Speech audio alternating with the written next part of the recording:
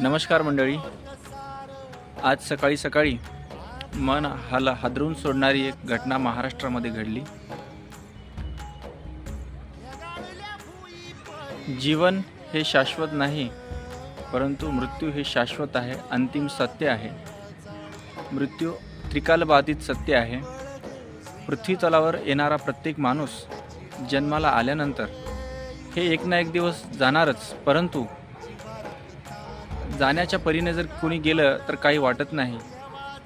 अर्ध्यावरती साथ सोडून जर कुणी गेलं तर खूप मनाला वेदनादायी देणारं असं हे दुःख मागं राहतं.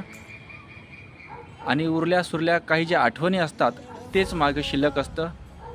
माणूस जन्माला आल्यानंतर प्रत्येक माणूस मरतो, परंतु माणूस गेल्यानंतर त्यांचं कार्य, त्यांचे विचार, त्यांच्या आठवणी एवढ्याच आपल्या पाठीमागे सोडून प्रत्येकजण जात असतो. त्याच्यामुळं जीवनाची काहीच गॅरंटी नाही. गॅरंटी आहे ती फक्त आणि फक्त मृत्यूची. आणि जीवनामध्ये पुढचा क्षण काय असेल याची कल्पना भगवंतांना कुणालाही लागू दिलेली नाही. म्हणूनच जीवन जगते वेळेस मनमोकळेपणानं जगा. आयुष्यामध्ये कुणाबद्दलही द्वेष ठेवू नका. द्वेष असेल तर लगेच बोलून मोकळे व्हा.